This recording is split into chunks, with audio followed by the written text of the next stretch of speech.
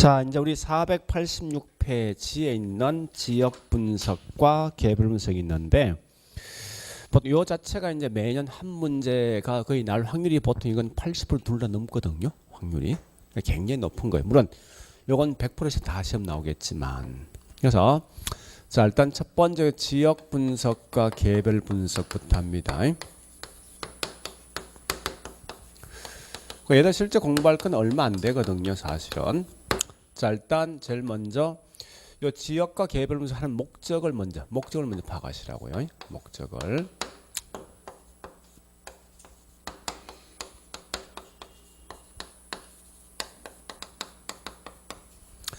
자, 일단 이렇게 해보자고요.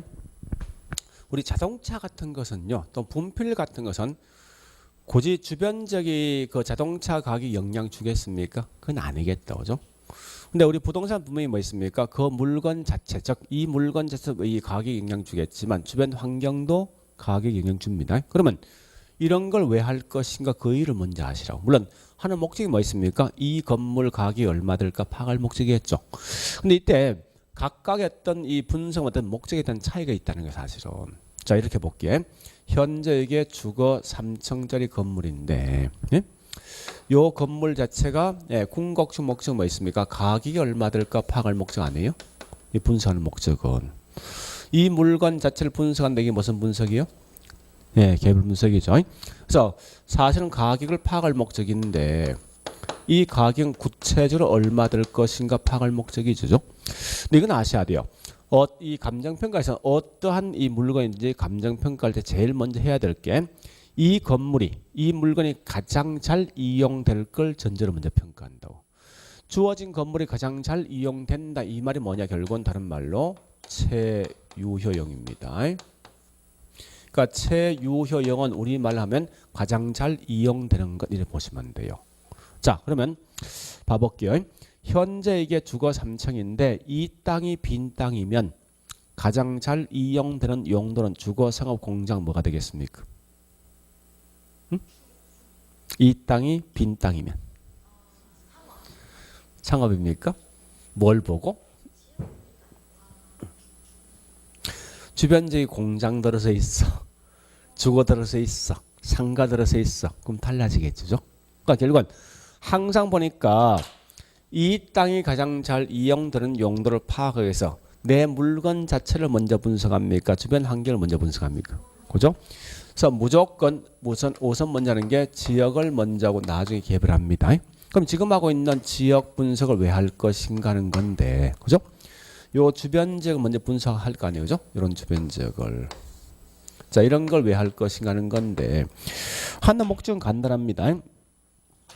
자, 현재 이 동네가 어떤 용도로 쓰고 있을 것인가 먼저 파악해야 될 거 아니에요, 그죠?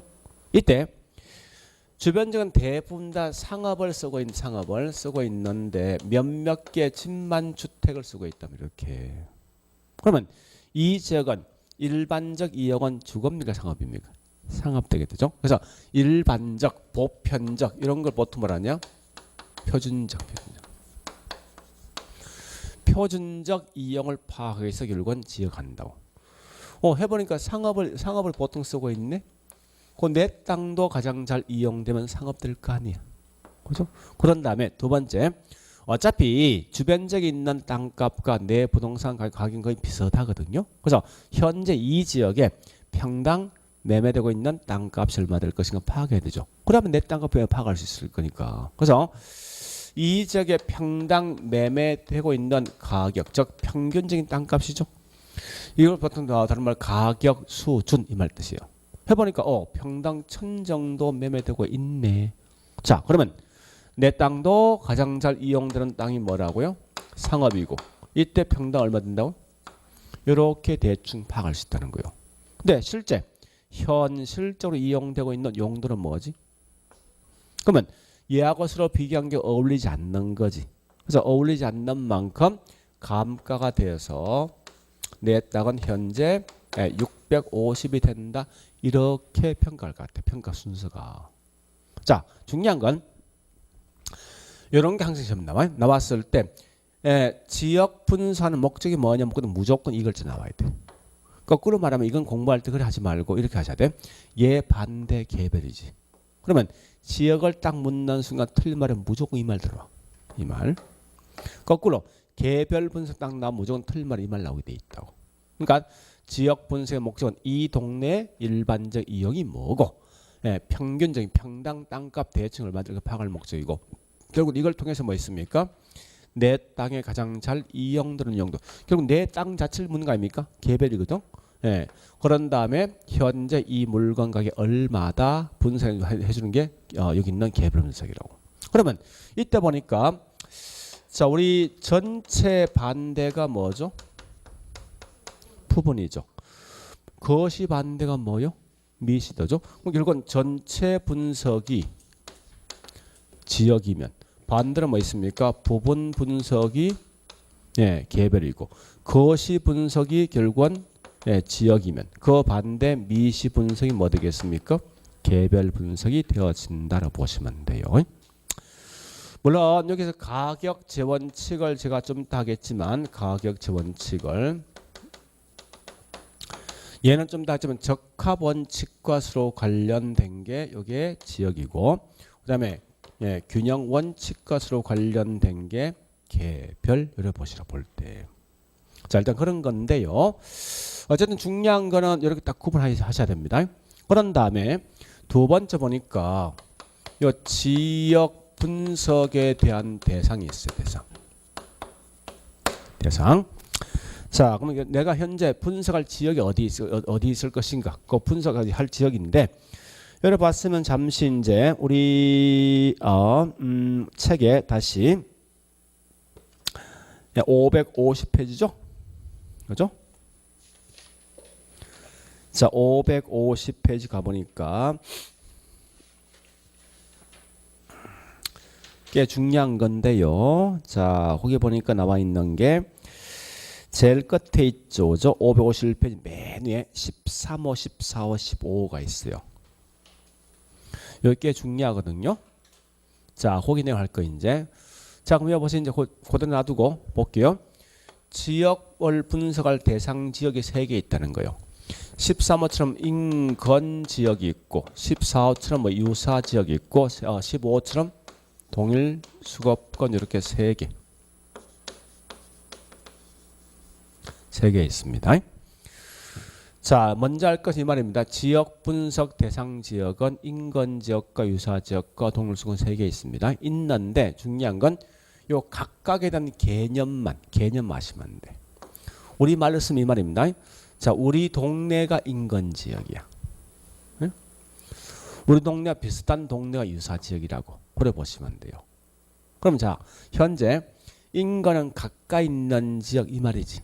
표현 자체가 그죠? 그럼 결국은 가까이 있는 항상 저기 보니까 중심이 있어야 돼. 누구에 대한 가까이 있는 지역이요? 나지. 나가 누구냐? 대상 부동산이에요. 그러니까 제일 중요한 건요. 대상 부동산이 있는 주변 지역이 뭐라고? 인근 지역이지. 우리 동네란 건 내가 있는 이 지역 아닙니까? 그죠? 그러니까 여기 결국은 이게 우리 동네라 생각하시면 돼. 자, 그런데 우리 동네와 비슷한 동네가 뭐죠? 유사 지역이지. 그죠? 그러면 우리 학원 있는 요 주변 지역이 무슨 지역? 인근 지역. 이런 지역과 비슷한 지역이 아마 서울도 있고 부산도 있고 여기 있는 마산도 있을 분명히. 그런 일종이 뭐 있습니까? 유사 지역 보시면 돼. 그러면 차이가 있죠. 돌다 보니까 성격은 같은 거예요. 자, 다시 볼게. 자, 여기 남대문 시장 서울에 남대문 시장 안에 보니까 횟집 3층 건물이 있어. 여기 대상 부동산이거든. 그럼 결국은 요 주변 지역이 인근 지역이고 남대문 시장과 비슷한 시장이 뭐 있죠? 시장 성격 같은 거잖아. 같은데 결국은 비슷하지만 내가 없는 거지. 그죠? 이런 게 뭐라고? 유사지역이라고.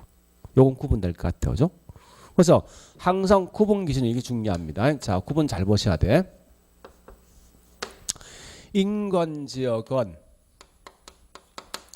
대상 부동산이 포함돼 있지. 그렇지 않습니까? 내가 있는 지역이 어디 인근 지역이라고. 유사지역은 요거 묻는 거예요. 대상 부동산이 자 대상 부동산이 포함되어 있습니까? 포함은 안 돼 있을 거 아니야. 다만 얘는 뭐 있습니까? 얘하고 비슷한 거 아니야? 남대문 시장과 비슷한 게 이 동대문이잖아 분명히. 그러니까 시장성이 같단 말이에요. 그래서 결국은 인근지역과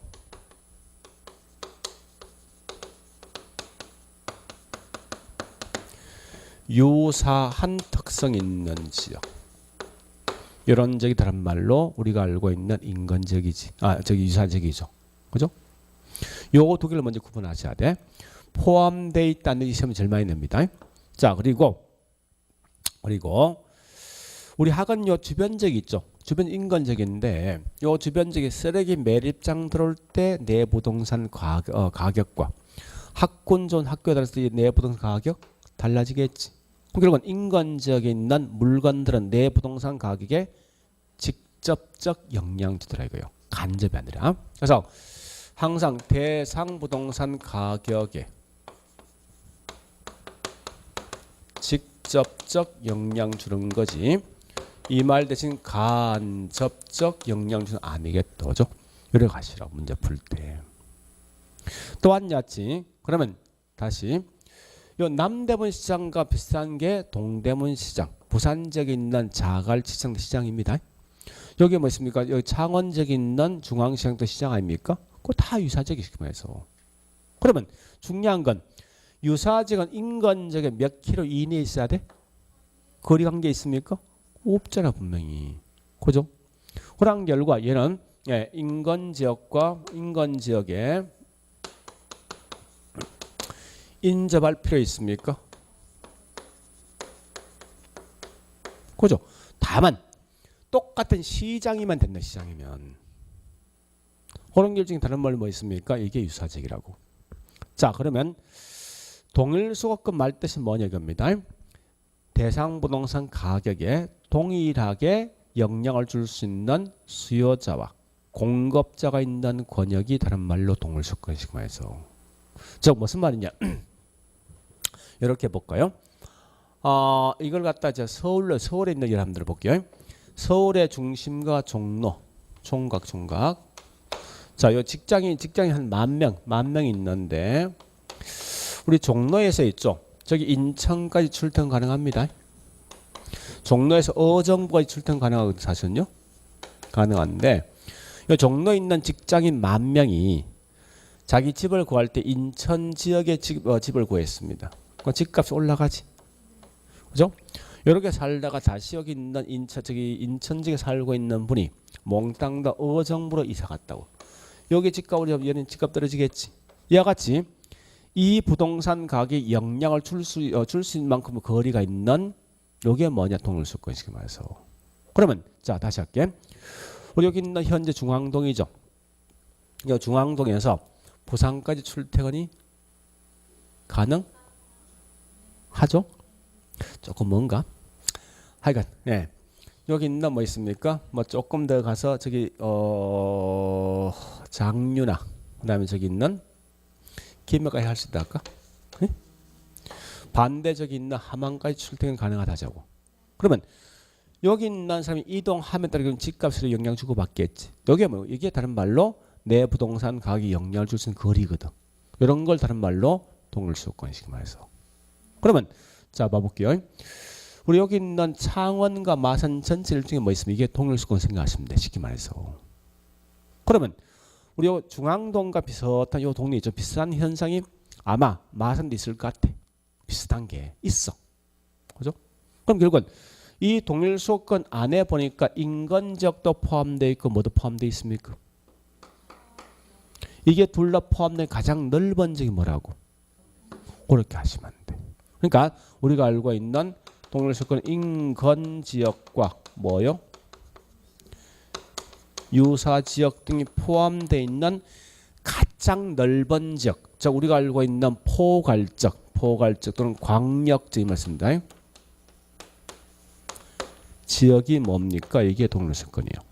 그러니까 핵심은 뭐가 들어가야 돼? 그죠?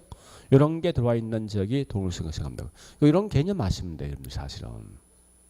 그러면 자 일단 거기 있는 이제 법조문 가보겠습니다. 551페이지 13호부터 이 법조문 그냥 그대로 시험 나와.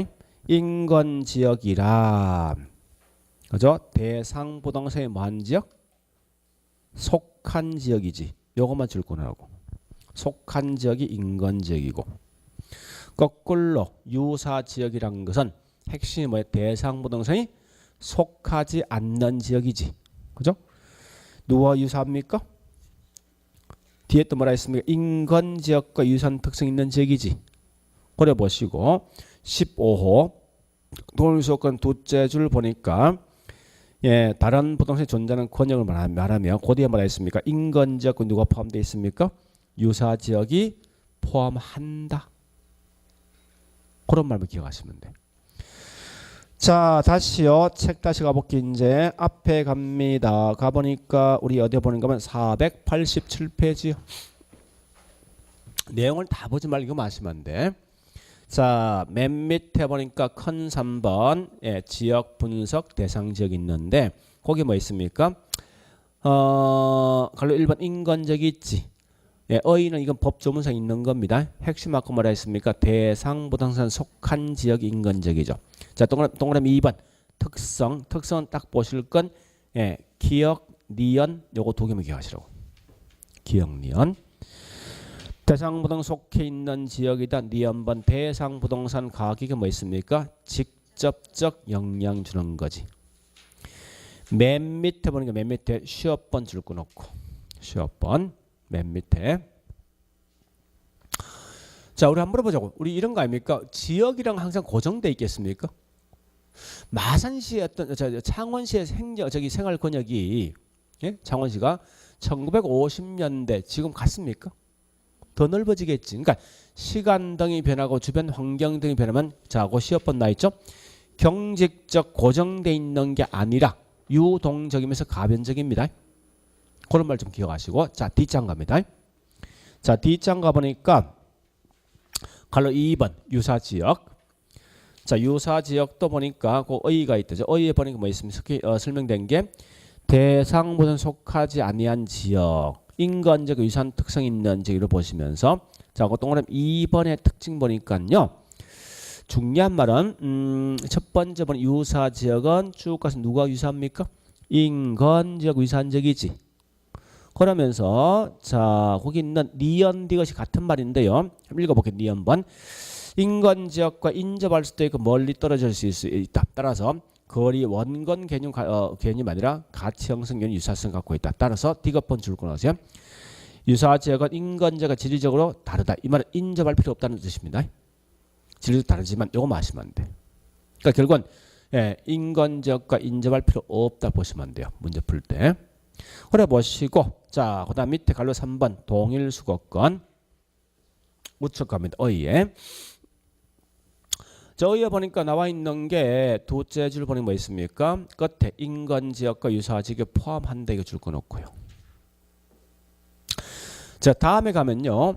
요 동일 수거권 범위를 따로 제가 설명할 겁니다. 범위를. 요 범위가 꽤 있는데 우리 그 밑에 뭐 있습니까? 예, 동일 3번 동일 수거권 파악이 있지. 뭐 기억, 니은, 디귿은 있는데 이건 나중에 할 건데요. 결국은 한 다음에 뭐만 공부하시면 되는 건 맨 밑에 있는 미음번 후보지 있지. D장에 뭐 있습니까? 예, 비어번에 이행지가 있어. 요거 두 개만 여러분 공부하시면 돼. 두 개만. 오래 아시고 있죠? 그러니까 지금은 그냥 넘어갑니다. 자, 그 다음에 다른 거 하지 말고 492페이지. 큰 3번 개별 분석. 내용 많은데 다 버리시고 493페이지 맨 밑에 박스에서 자, 요거 여기 있는 요 두 개의 차이를 구분해 주는 요 차이를. 요걸 갖다가 그래서 자, 이거는 그 중에서 이 볼 필요 없는 건 맨 밑에 근거 특성 맨 밑에 이 두 개 있죠? 근거 특성 가치 판정이 보지 말고 나머지 위에 있는 다 보셔야 돼. 그 맨 밑 두 개만 버리시라고. 자, 그래 봤으면요. 이제 문제를 하나 풀어볼게. 작년 나왔던 문제 있는데 그러니까 어떻게 시험 나는데 그거 아시면 안 돼 여러분들이.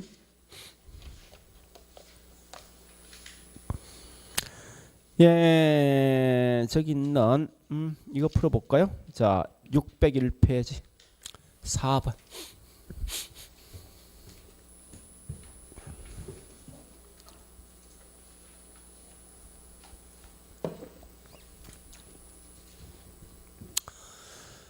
(4번인데) 자, 잠시 내용을 다 읽지 말고 있죠. 핵심 용어 따라가. 자, 1번 보니까 지역 분석, 표준적 이용, 가격순 나 있지, 그죠? 이거 뭐지? 지역 분석 나면 이 말 있으면 틀려. 이걸 저 없잖아.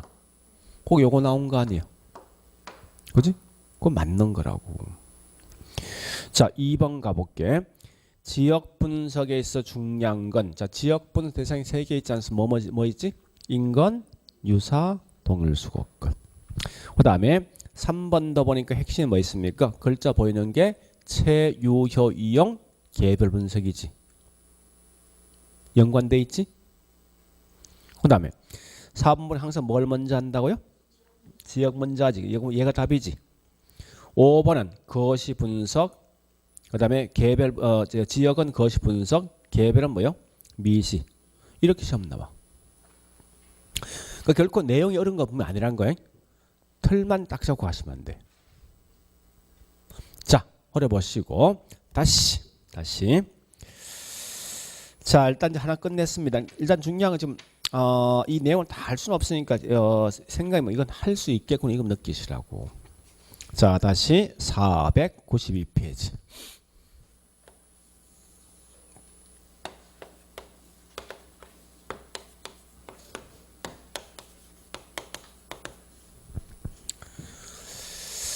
가격 재원칙.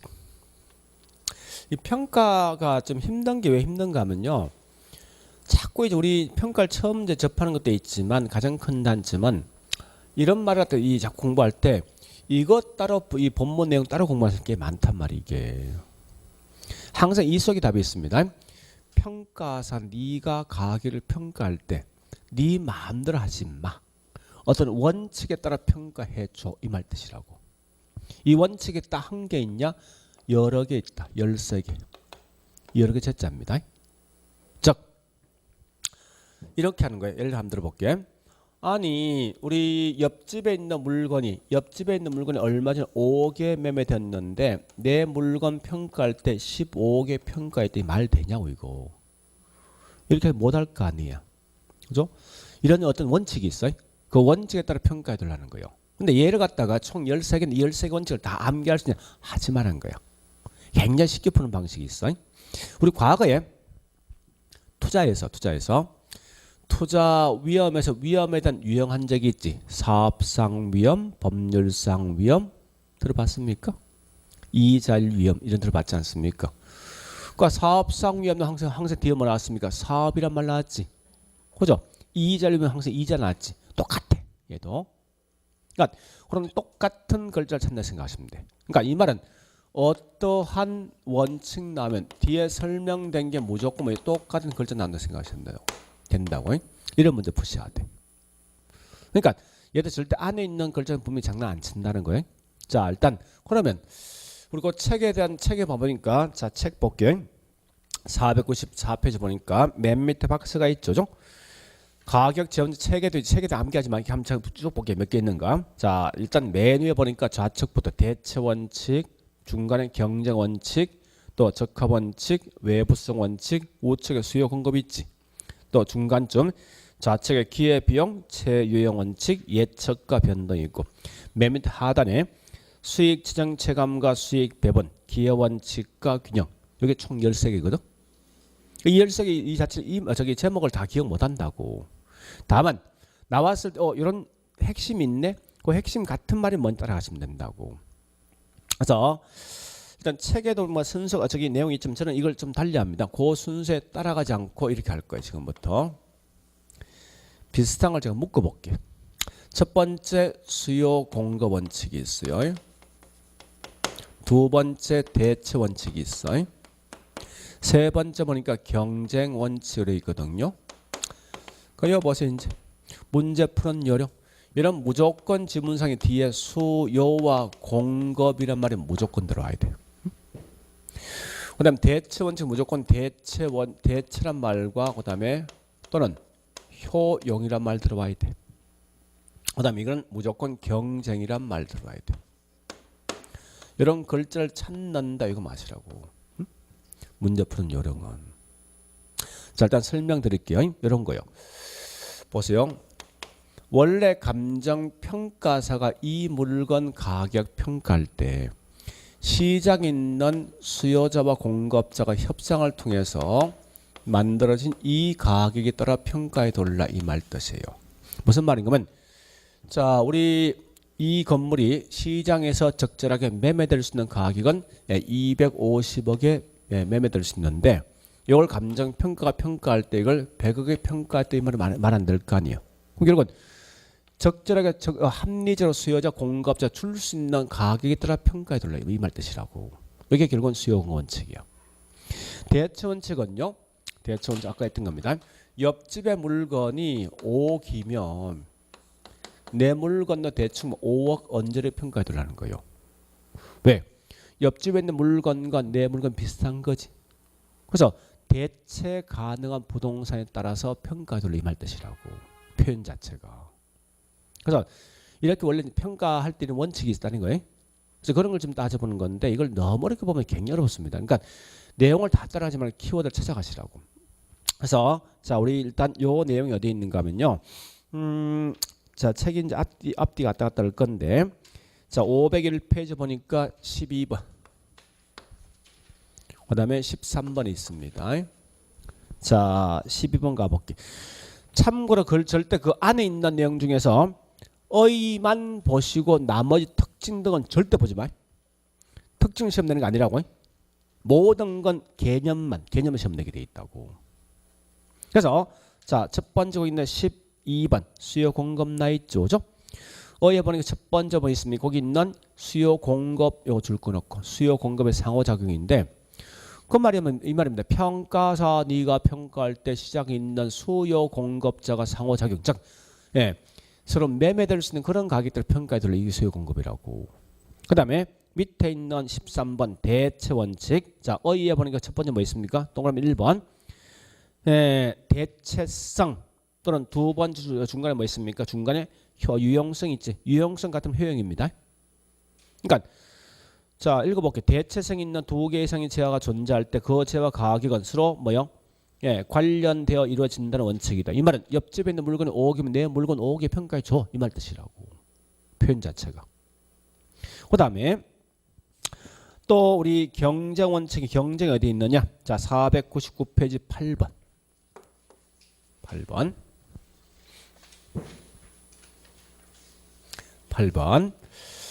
자 거기 설명해 봐볼게요. 의해서 경쟁 원칙은 가치도 경쟁에 의해서 경쟁에서 결정되면 경쟁으로 인해서 초과인이 소멸되고 대상분은 그 가치를 적합한 가치를 갖게 됩니다. 이 말은 무슨 경쟁만 하면 돼. 경쟁. 자 이 말이거든요. 설명도 할게 이 말이 보세요. 자 이렇게 보시면 돼요. 우리 여기 있는 뭐 있습니까? 창원지역의 40평 아파트가 얼마 전에 매매된 게 5억에 매매되었어. 그래서 이렇게 돼 있는데 갑자기 이 지역에 학군 좋은 학교가 딱 들어온다는 거예요. 그러면 그 결과 뭐 있습니까? 주택에 대한 수요는요? 그 집값은요? 올라가죠. 그러면 집을 갖고 있는 분은 5억짜리 값이 6억 된 거 아닙니까? 그 결과에는 뭐 있습니까? 이것 때문에 초과 이윤 발생하지. 그죠? 초과이윤이 발생되면 이제 뭐 있습니까? 집을 짓는 공급자가 너도나도 시장에 진입하겠지. 그죠? 왜? 집을 질 목적 아닙니까? 시장에 진입합니다. 진입한 결과 일정 기간 지나면 공급량이 뭐하죠? 늘어나면 그 결과 집값은요? 그런 결과 초과이윤은 뭐합니까? 소멸된다고. 원래 제가 좀 이따 이제 기출문제 보면 알겠지만 일어나 있어요. 실제 정확한 말은 경쟁 원칙은 초과인이 발생되면 경쟁을 야기하고 경쟁에 대한 결과 초과인이 소멸되는 이 말이 가장 정확한 말입니다. 그래서 자 초과인 발생했지 하면 여기서 시장에 진입한다. 누가 진입합니까? 집 짓는 공급자냐. 여기서 뭐 발생합니까? 경쟁이 하게 된다고. 그래서 경쟁에 대한 결과 공급량이 늘어나니까 집값 떨어지지. 그 결과 초과인 감소는 이 말인데 어쨌든 중요한 말은 이 말만은 무조건 경쟁을 보시면 안 돼. 이게 문제 푸는 요령이라고. 그러면 자 요걸 가지고 저 문제 한번 풀어볼게요. 우리 기출된 문제가 있는 것 같은데 601페이지입니까?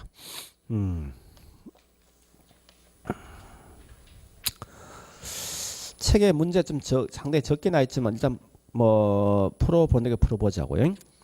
자 일단 5번에 2번 가봐. 앞에 무슨 원칙?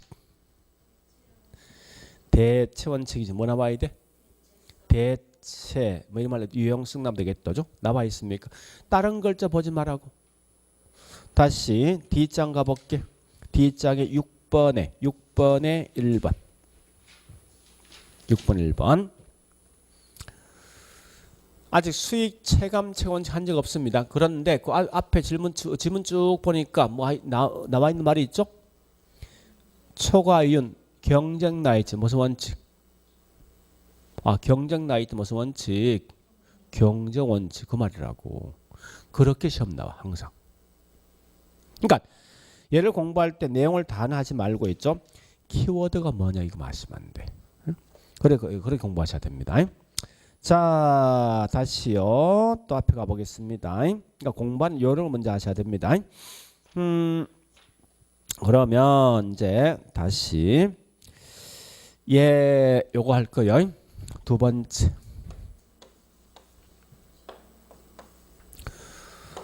변동 원칙과 예측 원칙. 예측 같으면 예상 원칙. 예상. 자, 요거는요. 특히 시험은 예가 시험에 엄청나게 많이 납니다. 변동이. 근데 이 변동 원칙 시험 나면 틀린 말 거의 안 내거든요. 일반적으로. 자, 보세요. 어려운 거 아니에요? 우리 현재 가격 파할 목적이지. 그죠? 자, 묻습니다. 보세요. 부동산 가격은 시간 등이 변하고 주변 환경 등이 변하면 가격이 항상 고정되어 있으면 변합니까? 변하죠? 그 말이에요. 가격은 변화한다 핵심이에요. 이게 변동한다의 핵심이라고. 이 중간에 원인 등이 쭉 들어와요. 참고로 제가 좀 문제 보여주겠지만 네? 이 변동 원칙 지문이 대체 좀 깁니다. 긴데 어쨌든 이 원인은 신경 쓰지 말라고. 이러이러한 요인 때문에 그 결과 변화한다 핵심이라고. 그래서 감정평가 상사 뭐 있으면 가격 등을 평가할 때 변화하는 과정을 통해 변하는 것을 보면서 평가해둘래 이 말 뜻이라고. 그러면 자 예측이란 건 가격은 부동산 가격도 뭐 한다는 거예요? 예측할 수 있고 또 측정할 수 있고 할 수 있다는 게 이렇게 내용상에서. 그러니까 자 우리 이런 거 아닙니까? 다시요. 이 땅이 현재 농지인데 3년 후에 상업으로 용도가 변경되어진다고 지금 공시하면 땅값도 측정할 수 있죠. 왜? 변화된 값을 평가하면 되니까. 그러니까 이런 말 뜻이거든요. 표현 자체가. 그래서 다만 이 변동은 좀 정리하셔야 돼. 그래서 우리 거기 있는 책 가보니까 변동과 예측은 저기 있는 499페이지 9번 변동 원칙. 자 9번 어디 가볼게요. 자 쭉 한번 읽어볼게요. 부동산 가격도 일반적 마찬가지로 가격 형성률이 변함에 따라서 따라 상호 인과관계의 변동 과정이 된다는 원칙이다. 이 말은요. 이 말 다 빼볼게요. 부동산 가격도 뭐 한다고요? 변동한다 말이야. 뭐 때문에? 가격 형성이 바뀌면. 가격 형성이 큰 의미 갖지 말아요. 이거 200개 맞으니까. 자 D장 가볼게요. D장 가보니까 10번 예측 같은 말 예상. 자, 그 예측도 뭐 있습니까? 읽어볼게요. 부동산 예측 원칙이랑 의해서 동그라미 1번. 과거, 현재, 미래 상태에 의해서 결정되는 게 아니라 장래 어떻게 이용될 것인가에 대해서 예상 근거로 결정된다. 이 말은 부동산 가격도 뭐 있습니까? 예상할 수 있다 이 말 뜻이에요. 단 조건은 미래에 있는 상황을 통해서 하는데 그건 지금 넘어갑니다. 자, 이래 봤으면 우리 문제 하나 풀어보기. 601페이지 아까 문제 풀었던 거. 자, 5번에 뭐 있습니까? 5번에 5번.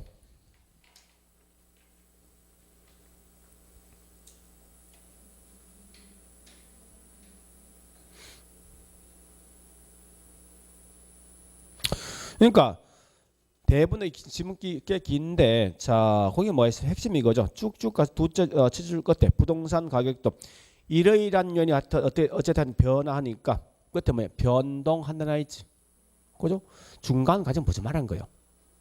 그런 원인 때문에 결국은 변한다 해서 가격 변한다, 이게 변동 원칙이라고. 일단 그렇게 내용을 좀 정리해 보시고요. 자, 그다음요. 자, 다시 세 번째 볼게요. 자, 세 번째 이겁니다.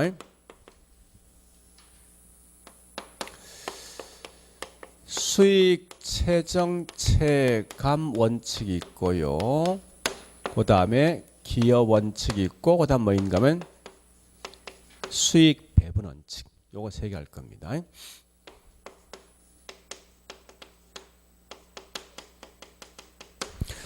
우리 보통 기여 같은 말이 뭐냐? 공헌. 수익 배분 같은 말이 뭐냐? 잉여 생산원, 이 말 뜻이에요. 그런데 자, 보세요. 얘는 거의 앞으로 시험 안 나올 거야. 그 이유는 꽤 많은데, 원래 실제로 하고 있는 감정평가 규칙은요, 미국에서 감정평가 실무 지침서가 있어. 그 실무 지침서에 있는 내용을 가지고 그대로 뺏겨왔는데, 문제는 지금 하고 있는 이 가격 기원칙은 매번 바뀌어 내용이. 그래서 여기 어떨 땐 빠지고 어떨 땐 더 갈 수 있거든요. 그래서 이건 시험을 그냥 안 내게 돼 있어. 다만 이 말입니다. 만약 우리 학원 건물이 있죠. 우리 학원 건물이 이 땅을 갖고 있는 사람이 돈이 엄청나게 많은 갑부야. 그다음에 또 국가에서 이 땅을 자기 마음대로, 즉 무한대로 건물 지으래. 어떤 청수제한이 없다고. 청수제한이 없다 하더라도 이 건물 지는 이 땅을 무한대로 건물 짓겠습니까? 그건 아니거든. 아마 일정한 청수까지만 지을 거 틀림없이. 왠지 압니까? 건물을 짓는 순간 수익은 점점 뭐합니까? 수익 올라가잖아. 그죠? 일정 공간 넘어서면 오히려 짓는 병이 더 크단 말이야 이게. 거기를 일정 공간부터 수익이 뭐합니까? 떨어져 이게. 그래서 적절한 청수가 지게 돼 있거든 사실은요. 이거 말이면 건물에 즉 투입 요소가 증가되면 일정 범위까지 수익은 올라가지만 일정 범위부터 뭐 있어? 오히려 수익이 떨어진다. 이게 수익 체증 체감인데, 물론 이게 우리 경제학에서 뭐 있습니까? 수익 체증 체감이 있어. 한계 수익 체감 체증 보충이 있는데 그걸 원래 따게 돼 있지만 고지 가지 말고 핵심이 뭐 있습니까? 이 말 아닙니까? 투입 요소가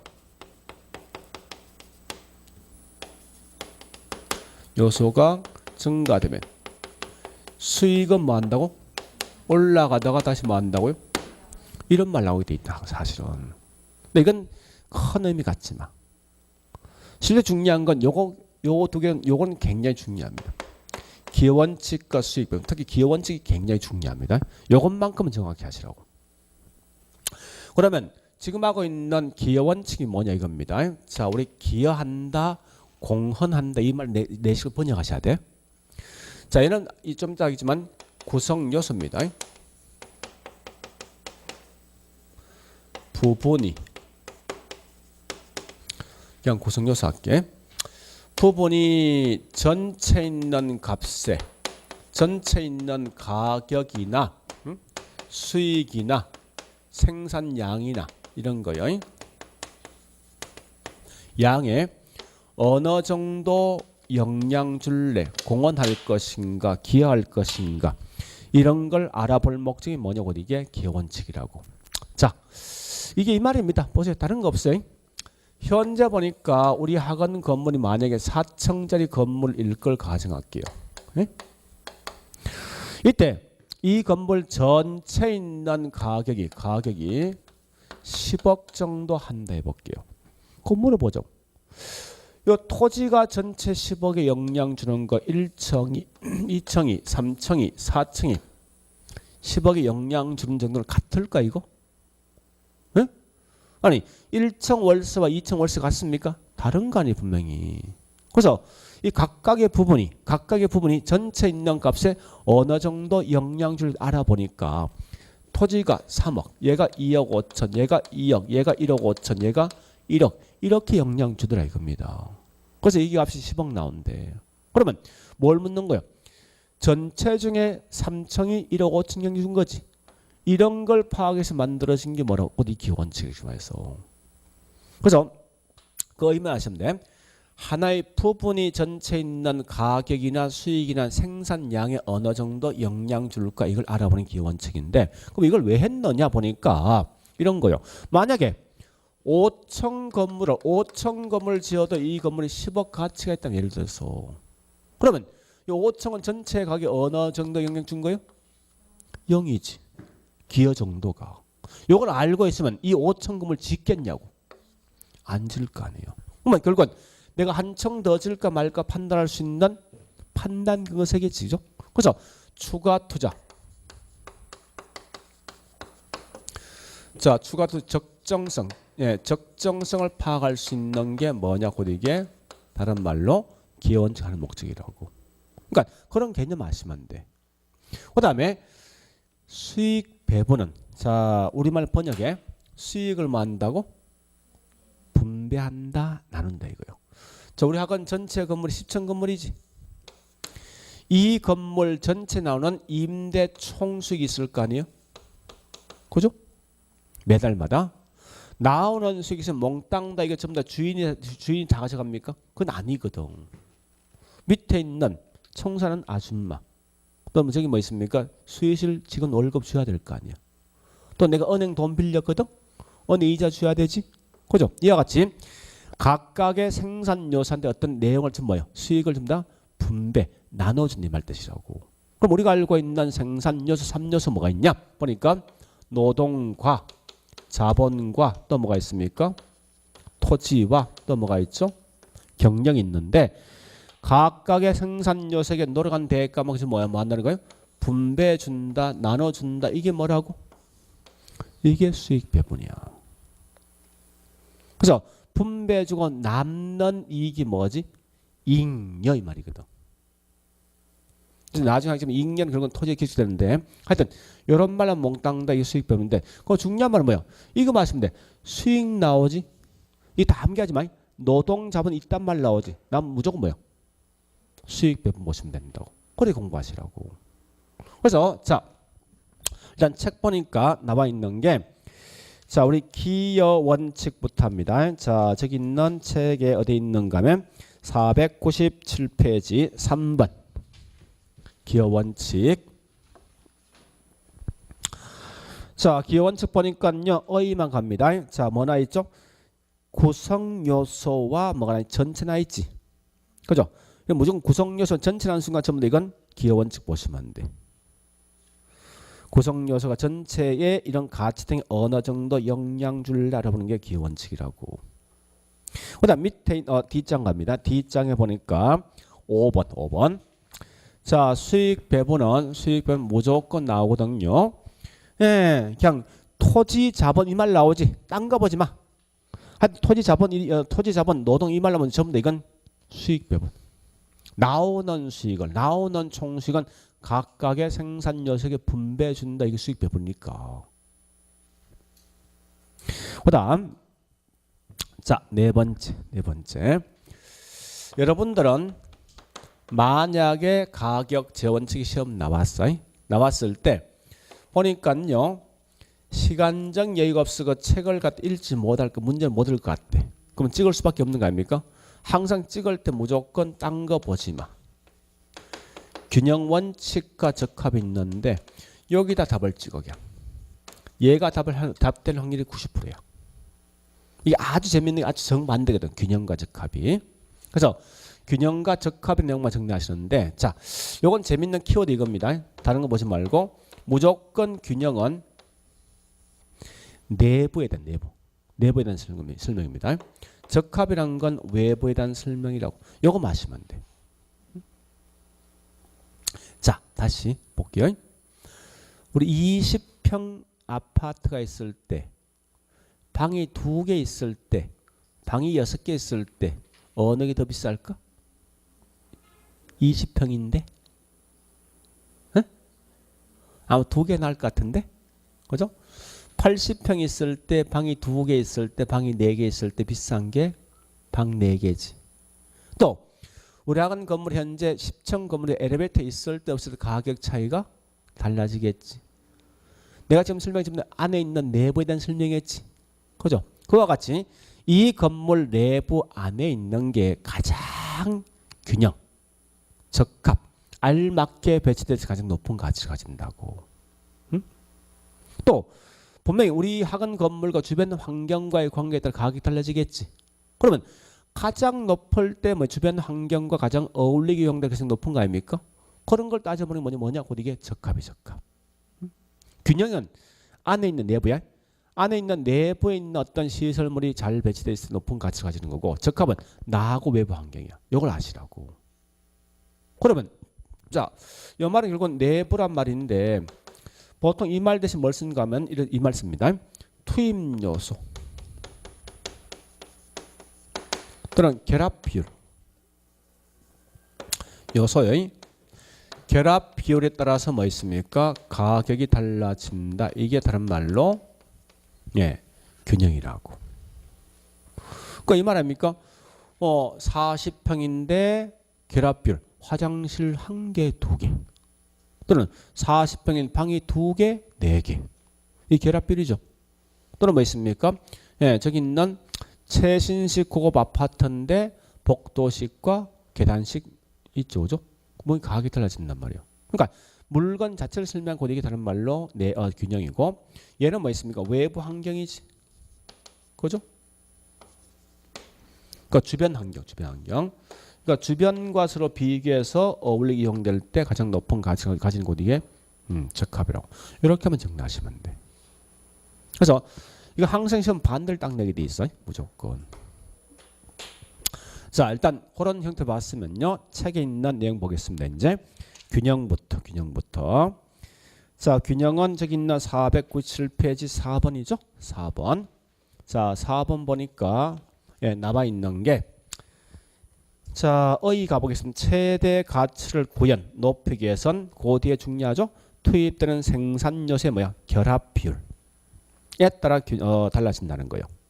그거 마시고, 자, D장 가볼게요. D장 6번 적합 원칙은요.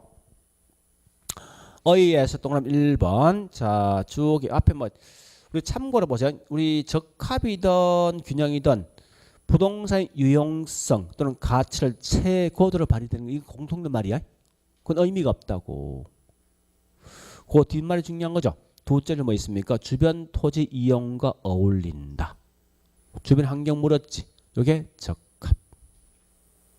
됐죠? 네, 그거 마시면 돼. 다른 건 알 필요 없어. 오히려 굉장히 쉬울 수도 있고 이게 어려울 수도 있어요. 그러니까 얘는 안에 글자 장난식 아닙니다. 이렇게 말한 게 누구지 자신이 묻게 돼 있으니까. 하여튼 그렇게 해서 내용을 정리하시면 되겠네. 자, 여기까지 봤으면 됐습니다. 그래 보시고 이제 우리 요 2개 했어? 이번 시간에? 자, 좀 쉬었다고 요 3개 할 거예요. 이제 가장 힘든 거. 자, 좀 쉬었다 할게요.